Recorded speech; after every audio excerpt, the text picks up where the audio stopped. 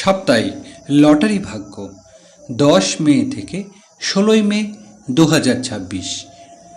মেষ রাশি। মে মাসের দ্বিতীয় সপ্তাহে মেষ রাশির জাতক জাতিকারা খুব ভেবেচিন্তে সিদ্ধান্ত নিন। সপ্তাহের শুরুতে অর্থপ্রাপ্তির যোগ না থাকলেও শেষে কিন্তু রয়েছে। বৃষ রাশি। সপ্তাহের শুরুতে বৃষ রাশি জাতক জাতিকারা লটারির দিকে আনন্দের খবর পেতে পারেন। বাকি সময় লটারি কেটে বিশেষ লাভের সম্ভাবনা দেখা যাচ্ছে না। মিথুন রাশি।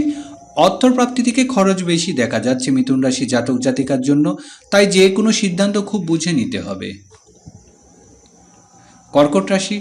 কর্কট রাশির ব্যক্তিদের ব্যয় বেশি দেখা যাচ্ছে, এই কথাটি মাথায় রেখে লটারির দিকে এগোন। সিংহ রাশি। মে মাসের দ্বিতীয় সপ্তাহে সিংহ রাশি জাতক জাতিকারা খুব বেশি অঙ্কের লটারি না কাটাই ভালো হবে।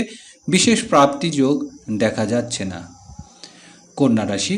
লটারির দিক থেকে কন্যা রাশি জাতক জাতিকার জন্য এই সপ্তাহ খুব একটা ভালো নয়।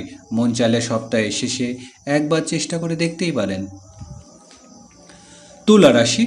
তুলা রাশি ব্যক্তিদের জন্য সপ্তাহের মধ্যভাগটা বেশ ভালো রয়েছে, তবে শেষ ভাগে একেবারে লটারি কাটতে যাবেন না।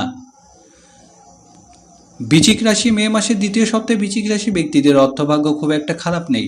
এরা চাইলে লটারি কেটে একবার ভাগ্য যাচাই করতেই পারেন।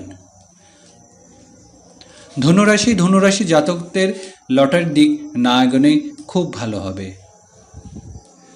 মকর রাশি। মে মাসের দ্বিতীয় সপ্তাহের মধ্যভাগে মকর রাশি জাতক জাতিকারা একবার চেষ্টা করে দেখলেও শেষের দিকে একেবারে লটারি টিকিট কাটবেন না।